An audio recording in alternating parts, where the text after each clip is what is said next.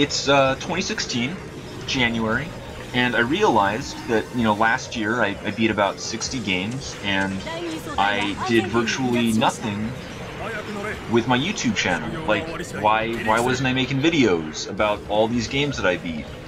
So I decided, this year I'm gonna do that, maybe make a video once a month just talking about games that I've been playing, that I enjoyed. So this is January, and this is my first one, and let's just get this thing started, man. Let's just go. The first game I want to talk about is the PS4 game Assault Suit Leynos, which is actually a remake of a game called Assault Suit Leynos. It's always awkward when your first experience with a series is a remake, because you really have no ground to stand on when you're talking about this new game. I've never played any of the games with this series before, and the only thing that really compelled me to originally buy this remake was its rather nice-looking sprite work. I think it's very impressive that a game late in 2015, especially a 2D side-scrolling mecha game, could actually get a physical release like this. Now, I feel like I need to be very upfront with you, all 5 of you. The original draft I had and my original thoughts about the Assault Suit Leynos remake were rather scathing.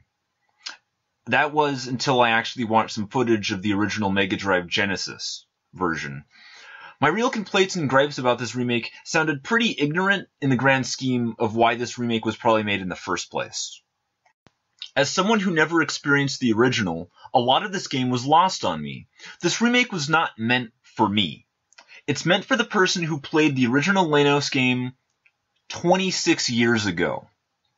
The most impressive thing about this remake has everything to do why I personally couldn't enjoy it.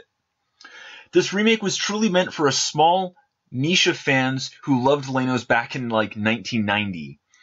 In an age where remakes are all about being inclusive, where remakes of games tend to be dumbed down so that a new, hopefully larger audience can be catered to, the Leynos remake exists and stands entirely against that line of thought.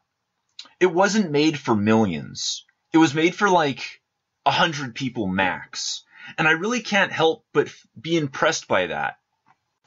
I have no doubt in my mind that Dracu, the developer of the remake, was undoubtedly inspired by Leynos when you look at their original game, Gunhound EX. It's clear that they were either chosen specifically to work on this remake, or that they personally requested to make this remake. They knew the source material well, and really only changed a small number of things from the original. Most of the levels feel almost lifted entirely from the original, just with some new impressive sprites. The only real new additions were a number of boss fights. And the new boss fights, especially the new final boss fight, might be the most controversial addition to the remake. I personally think the new final boss felt pretty unnecessary, and I love boss fights, man. I love boss fights. Like, okay, you kill the leader just like you do in the original, and that's a pretty, difficult boss. It's like right after this huge gauntlet level that's just, it keeps going and going and going. You finish that boss, right? And then they just like go, you know what? You're not done. You need to fight a giant robot spider monstrosity for good measure. And honestly, I think it's kind of funny that they kept all the escort missions and all the missions where you had to protect stationary objects. They kept all that from the original, right? But then they're like, you know what? Nah, fuck that. We need some cool extreme boss fights. Unnecessary extreme boss fights near the end of this game, man.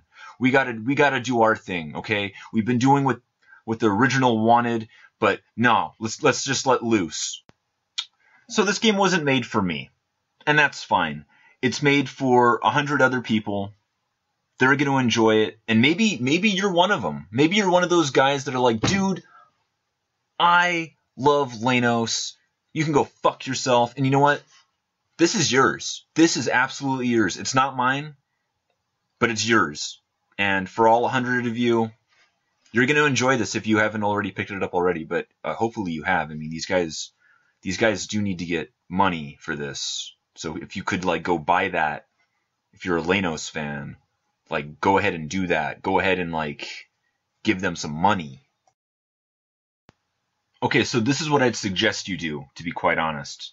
go, if you have Steam, go check out a game called Gigantic Army, which you can pick up for like $6. Now, Gigantic Army is clearly inspired by the Leynos series, and it's an actually incredibly solid game. The sprite work isn't as impressive as this remake, and it was developed by a Dojin developer, but I actually find that the feel and weight of the mecha used in Gigantic Army was way more realistic feeling than the feel of the mecha's mobility in Leynos. You can also check out Gunhound EX on Steam for like $15, but I've never really been into that game. Like it's actually very impressive, but I actually prefer Gigantic Army over all of them. Check that game out. Check it out. Totally worth it. I think you'll love it if you like, mecha and all that kind of stuff.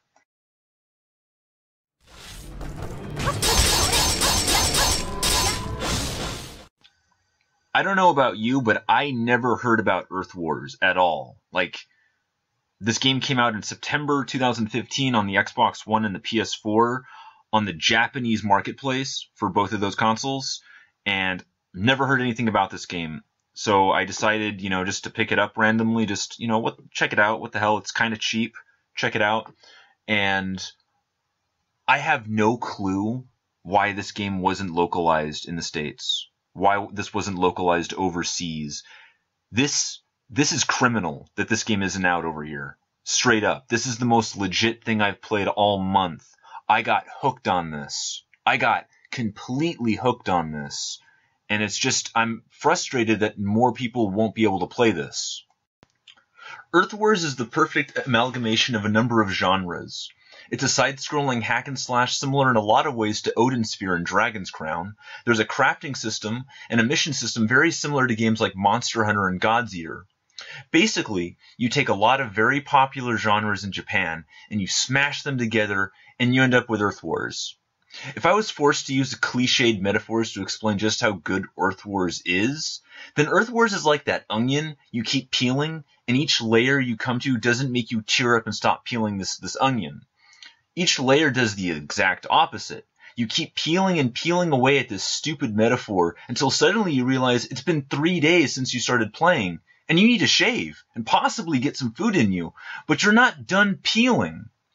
Earth Wars isn't addictive, honestly, but its systems and mechanics work so well with each other that the game is really hard to put down once you get into it. So in Earth Wars, you level up like you would in any other RPG by, getting experience from killing enemies. That's normal, that's good, whatever. But the ingenious thing about Earth Wars is that the majority of your stats and all of your abilities are gained from missions. Specifically, getting good A or S ranks from missions. The game encourages you to basically play for score by encouraging and rewarding your play with stat boosts, which propel you to play harder and harder missions. It's clever. It's genius, and I'm mad that so many people won't get to enjoy this game without jumping through a number of rather annoying hoops. It's worth it, though, I swear. Now, I don't think I need to say this because we're watching it right now, but this game is pretty. Now, I'm not sure if everyone likes this kind of art style, but I do. And these enemy designs, this is some top-notch stuff right here, man. This is some nightmarish, creepy, cyborg, mythological kind of beast shit put together. And I just, oh my god, all the way through, I'm just excited to see what the next boss is going to be. And then you get to like the last boss, and it just exceeds expectations. It's like the weirdest, creepiest thing I've ever seen in a video game in a very, very long time. Like, this is straight up nightmare-inducing, creepy shit, and I love it.